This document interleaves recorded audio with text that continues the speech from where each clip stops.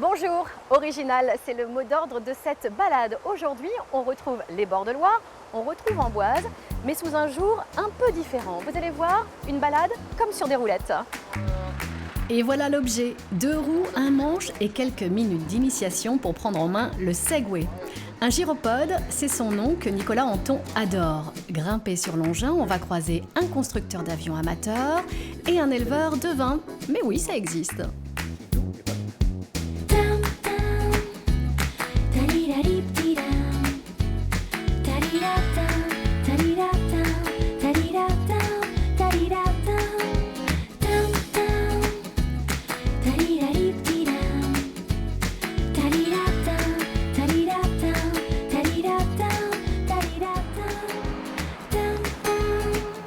C'est en bord de Loire, à Amboise, que notre jeune Quadra a créé sa petite entreprise.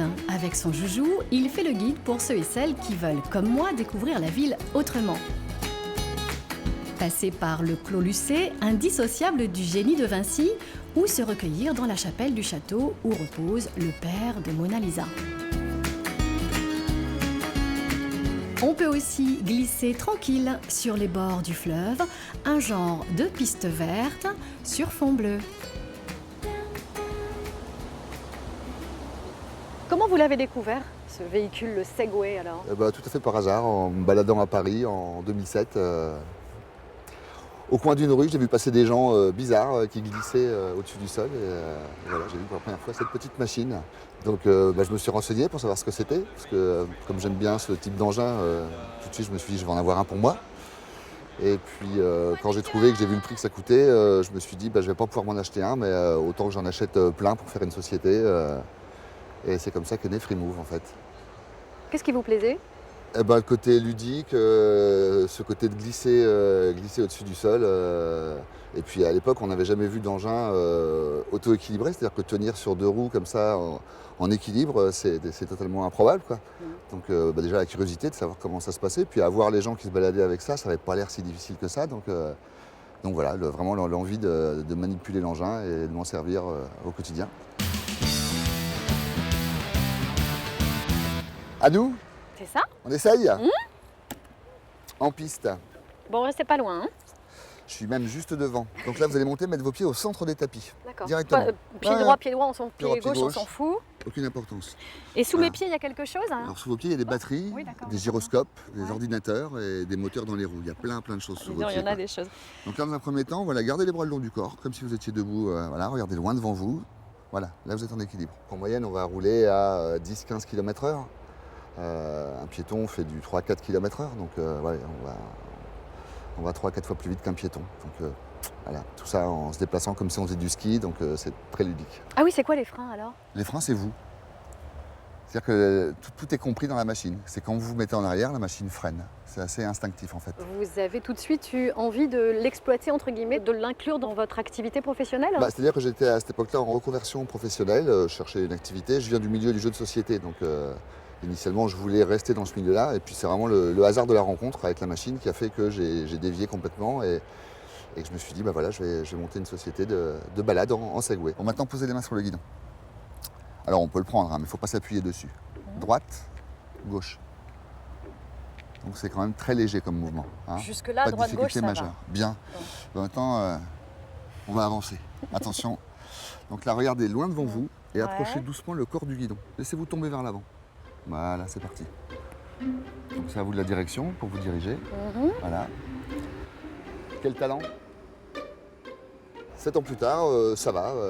C'est une activité qui est super sympa. Je rencontre plein de gens différents. Je me balade dans plein d'endroits sympas.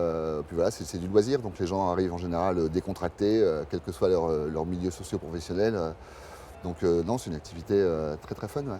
Donc si on devait trouver un lien entre avant et aujourd'hui, c'est finalement le côté ludique. Hein. Toujours. Ouais. Vous êtes resté un grand môme. Hein. Je suis un grand gamin, ouais. Et ça changera pas. Génial, c'est exactement ça. Ça va? Ouais, c'est super. Ouais, on va aller. Ça coûte combien cet engin déjà? Bon, ça va venir. Voilà, plus on est souple et décontracté sur la machine, plus c'est agréable. Le Segway, il y a 3 mots, c'est souplesse, décontraction et élégance. Et là, voilà. Mais c'est tout moi, on a tout ce qu'il faut. Là. Ok, jusque-là, ça roule, mais je fanfaronne pas trop en sillonnant les petites rues au pied du château. C'est l'incontournable monument d'Amboise, résidence festive de François Ier sous la Renaissance. Emmené par son élégant directeur, on pousse les portes en coulisses. Visiter le château d'Amboise, c'est prendre de la hauteur sur la vallée de la Loire. Découvrir la grande histoire de France, ses rois, ses grands hommes. Et pour en déceler toutes les singularités, mieux vaut disposer d'un guide à la hauteur.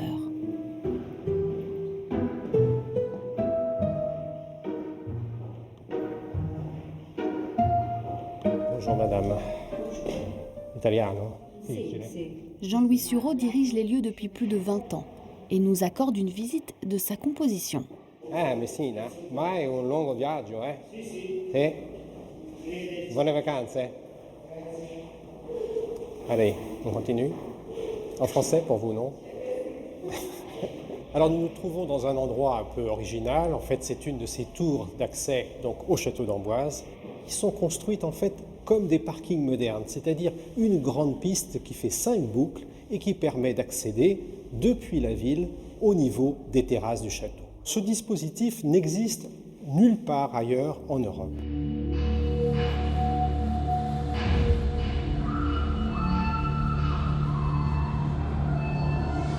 À l'intérieur de la tour, en fait, on trouve des éléments d'ornementation souvent grotesques, souvent moqueuses, raffinées ou vulgaires. En fait, il s'agit de montrer que la cour doit être une cour élégante, raffinée. C'est l'aube de la Renaissance.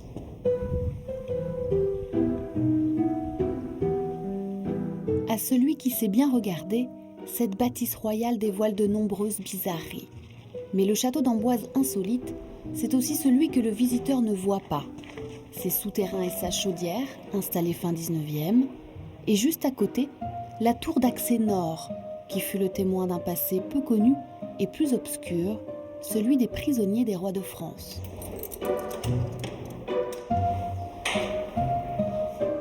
Donc là, on a vraiment un dessin qui illustre parfaitement donc l'ennui que pouvaient éprouver des prisonniers et donc qui ont réalisé un damier, ils l'ont réalisé sur le mur, de la même façon que l'on voit les traces ici, des bâtons comme ça, comme le nombre de jours de détention. Évidemment, le temps est long et on compte les jours. Amboise n'a jamais été une prison à part entière. Ça a été un lieu de détention provisoire. Alors on pense que par exemple Fouquet a été en détention ici, à Amboise, c'est D'Artagnan qui la ramène ici. Et on a des prisonniers qui peuvent être portugais, espagnols, italiens, flamands, suisses, qui se sont trouvés inscrits dans l'histoire donc d'Amboise du fait de ces guerres que la France pouvait avoir au sein de l'Europe. Finalement, c'est peut-être ça, le côté insolite d'Amboise. Cette histoire faite de contrastes, d'anecdotes et de multiples histoires personnelles. Sans compter son imprenable vue sur la Loire, dont même les prisonniers pouvaient profiter.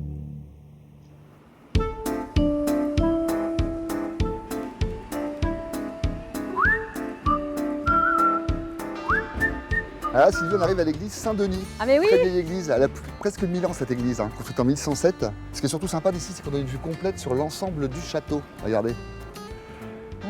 Donc là à gauche, la partie habitable, au centre, avec son petit clocher très fin, la chapelle Saint-Hubert, qui est le tombeau de Léonard de Vinci. Bien sûr. Ça, c'est pas écrit dans le Da Vinci Code. Ils ont oublié de le mettre. Ouais, c'est vrai. Pourquoi vous êtes implanté à Amboise Parce que je suis originaire de Tours, j'ai toute ma famille et mes copains dans le coin, j'ai une famille aussi dans le coin, donc je ne pouvais pas me permettre de bouger. Voilà. Puis Amboise, c'est une ville très touristique, c'est vraiment le moteur touristique de la région. Donc il y a pas mal de monde qui afflue, surtout l'été. Et puis c'est un beau terrain de jeu en plus. Il y a plein de choses à voir à Amboise, quoi. Donc, mon but à moi, c'est de proposer donc, des balades en Segway, mais dans un cadre le plus sympa possible. Donc je ne suis pas un guide touristique, je ne me porte pas comme tel. Par contre, voilà, on a un terrain de jeu qui est assez incroyable, avec des beaux monuments, avec des dénivelés, des ruelles. Donc on fait ça principalement sur Amboise. Et puis ensuite, j'ai développé des circuits sur Loches, Blois et Tours, qui sont voilà, les 3 villes un peu touristiques aussi autour d'Amboise.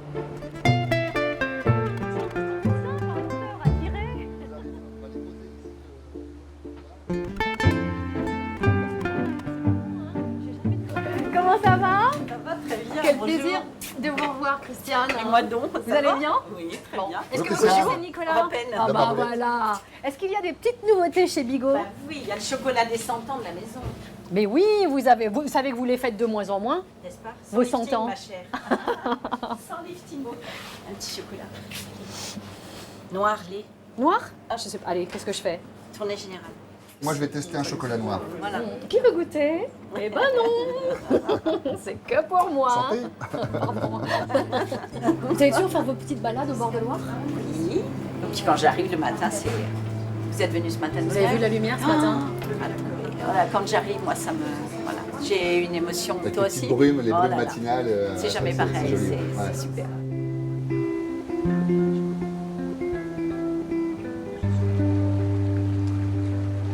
Allez, on poursuit notre balade. Hein.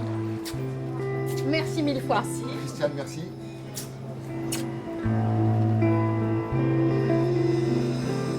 Alors là, on est dans l'insolite d'Amboise. Je vais vous présenter François Jamois. Ouais. Et ce monsieur fait quelque chose d'assez incroyable. Il construit un avion dans son garage. Mais c'est quoi cette aventure? Alors, vous êtes pilote? Vous avez été pilote? J'étais pilote autrefooi, j'ai arrêté de nombreuses années pour des raisons professionnelles, on va dire. Ouais. La retraite arrivant, moi, je me suis dit pourquoi pas piloter, puis pourquoi pas construire quelque chose, quoi.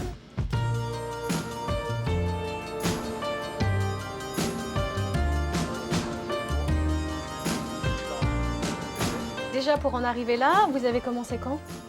Au mois d'avril l'an dernier, Ouais. j'espère avoir fini, si tout va bien, à la fin de l'année prochaine. C'est quoi. juste pour savoir quand est-ce qu'on revient pour l'inauguration, tout ça, Ouais. pour que vous m'envoyiez un petit peu, m'emmener un petit peu là-haut. Alors là, vous comptez 2016. Hein. 2016. Oh là là.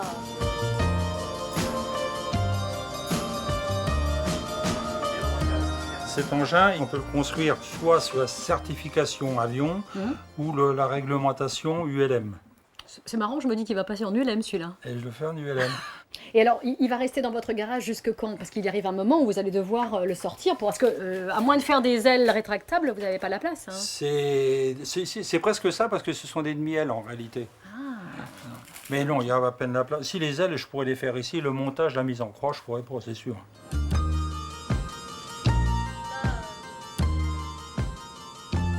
Eh ben merci François. De rien, à votre service pour 2016. C'est noté, 2016, chez François. Voilà.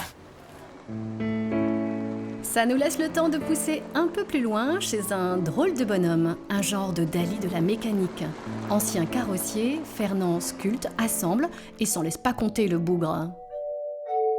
Des regards qui parlent, ceux des personnages métalliques de Fernand Martin du Magny, 80 ans au compteur et depuis 20 ans sculpteur d'œuvres singulières à base de pièces détachées de véhicules.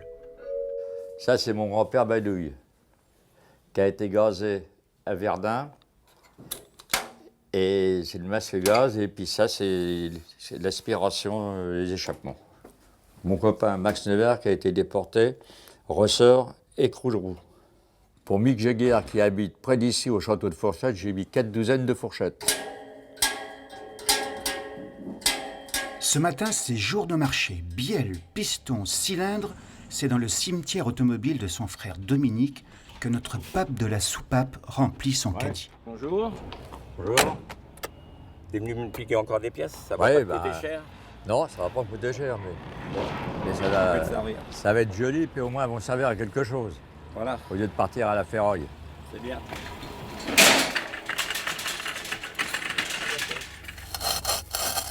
Ça croustille, hein. Ça fait des bonnes têtes aussi, ça. C'est du Peugeot, ça.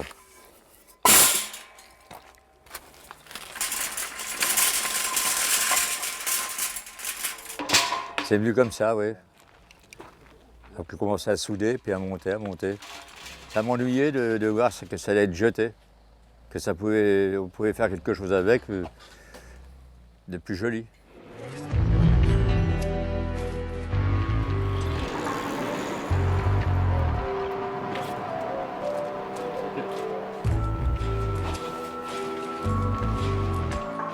Les courses faites, retour à l'atelier, à un jet de boulon du château, dans le sous-sol de son ancien garage, un capharnaüm d'atmosphère.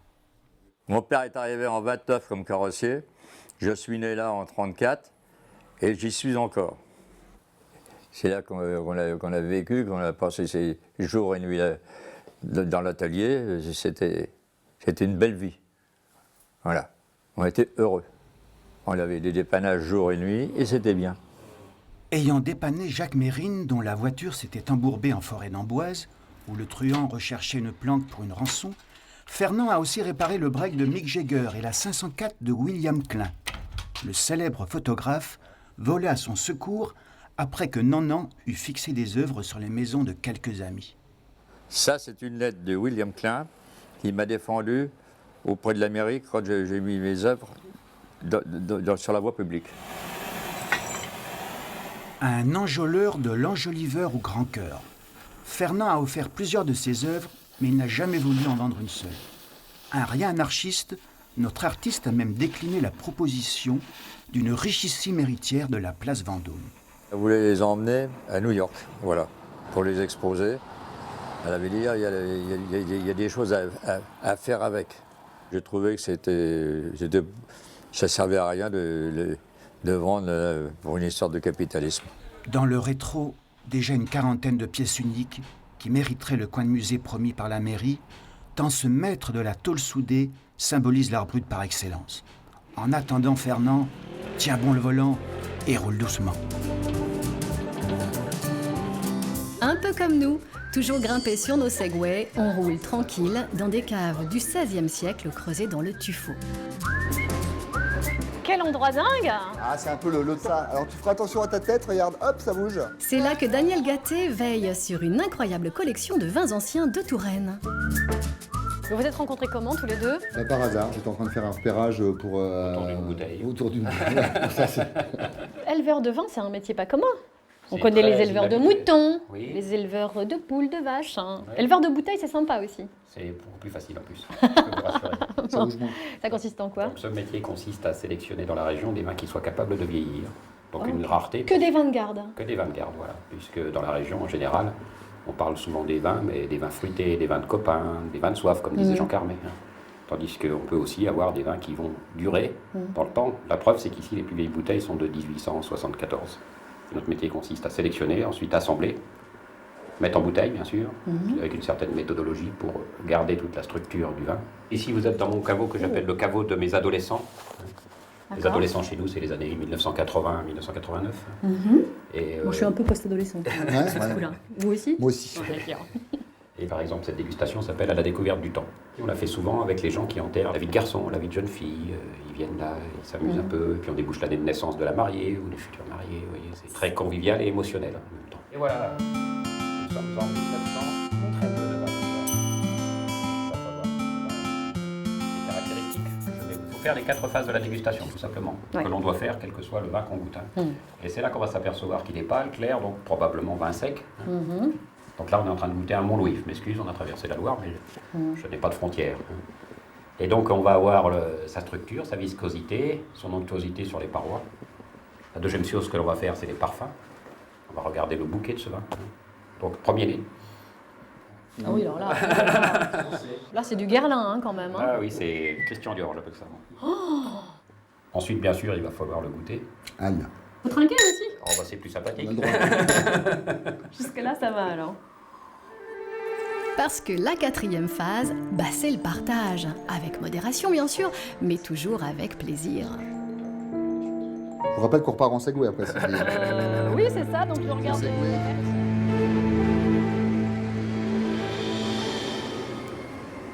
Donc là, Sylvie, on va s'arrêter 2 secondes ici. Attention à vos roues.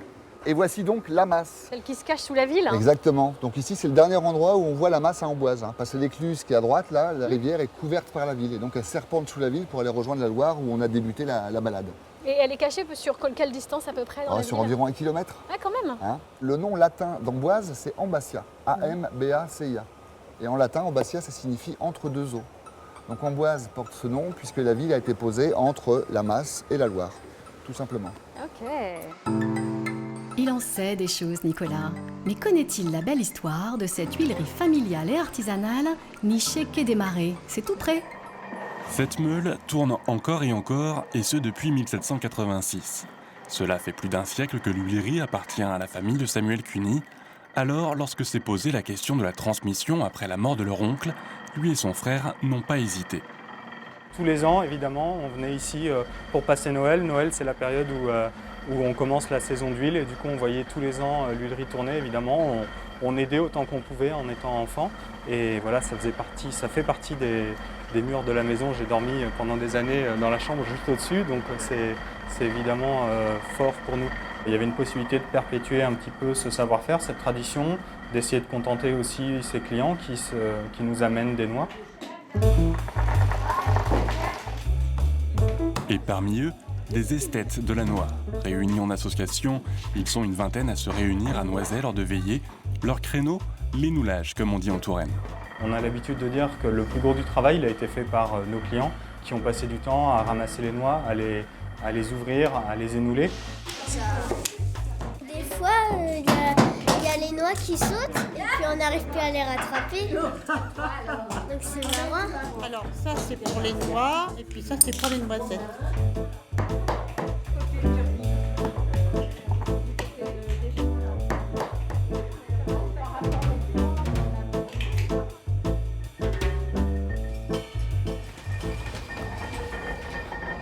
Bonjour Monsieur Boulet. Bonjour. Vous allez bien? Très bien, je vous remercie. Bon, les belles noix de cette année, on va les poser? Oui.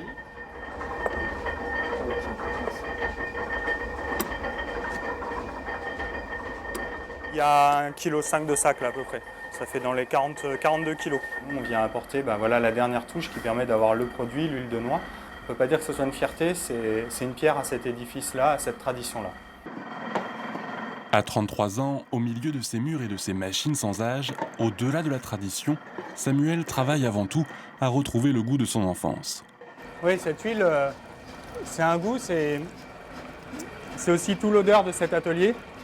Et oui, c'est fort, c'est caractéristique, et évidemment, c'est bon. Pour faire vivre ce patrimoine, Samuel et Pierre se relaient sur leur temps de vacances. Lui est ingénieur spécialisé en robotique à Nantes, son frère exerce à Toulouse. Mais leur cœur est resté en Touraine, bien loin de leurs bureaux respectifs et de leur plan de carrière. Notre but, c'est pas d'en faire quelque chose d'absolument rentable et mercantile. On a nos activités professionnelles par ailleurs. On souhaite avant tout contenter ces clients qui viennent éventuellement de loin pour nous amener leurs noix pour récupérer de l'huile.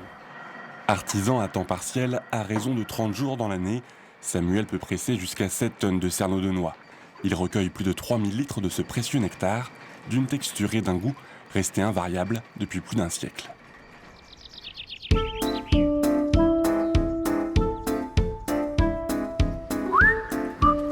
Donc là, Sylvie, je vous emmène à la maison des Pages.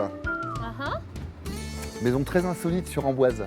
Elle n'est pas toute jeune celle-là. Elle n'est pas toute jeune, c'est une des plus vieilles maisons d'Amboise, elle date du XIIIe siècle. Là. Donc elle a plus de 800 ans cette petite maison.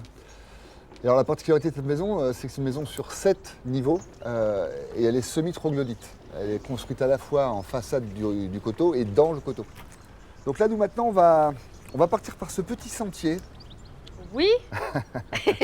Alors, elle est bonne. Eh ben non, mais c'est pas une blague en plus. Non. Alors le segway, c'est une machine suffisamment puissante pour gravir ce type de pente, quoi. Alors on fléchit les genoux simplement et on se couche sur le guidon. C'est parti. Voilà. Au revoir Sylvie.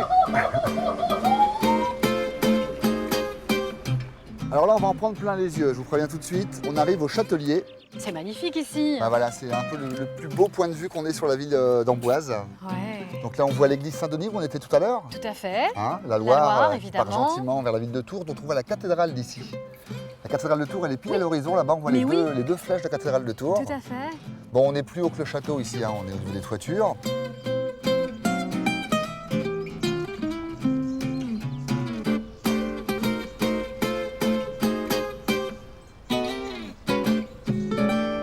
Des projets? Alors là, on vient de monter un circuit gourmand sur Roche-Corbon. Oui, puis il y a une super adresse là-bas. Petite vallée et la baie de Loire, hein, la petite rivière qui passe. Ouais. Et on fait une balade assez insolite, pareil, où on monte un flanc de coteau, on va descendre très raide le long du tuffeau. On fait une visite des caves Blanc-Foussy, les grandes caves Blanc-Foussy, cave Saint-Roch, où là, il y a 3 km de galeries souterraines, parmi évidemment plein de belles bouteilles. Donc voilà, c'est pour l'année prochaine. Voilà. Je voulais vous remercier parce que c'était pas la première fois que je découvrais Amboise, bien évidemment, mais c'est la première fois que je l'ai vu sous un autre jour, par des petites ruelles que je connaissais pas. Et je suis sûre que ceux qui habitent à Amboise sont un peu comme moi, non? Ça laisse pas indifférent. Ouais, c'est vraiment une balade insolite, quoi. C'est le but. Merci à vous, Nicolas. Je ne peux que vous inviter de tester vous aussi le Segway, de faire cette belle balade et cette belle expérience, d'aller prendre des nouvelles de François, d'aller déguster un peu de vin avec Daniel. Et puis vous serez toujours super accueillis par Nicolas. Passez une très belle semaine. Merci beaucoup pour votre fidélité à Vie-sur-Loire. À bientôt. Bon, finalement, je crois que je suis pas libre en 2016, moi, en fait. Ah bon? Non, je crois que j'ai piscine. Hein. Oh, il n'y a pas de risque, hein.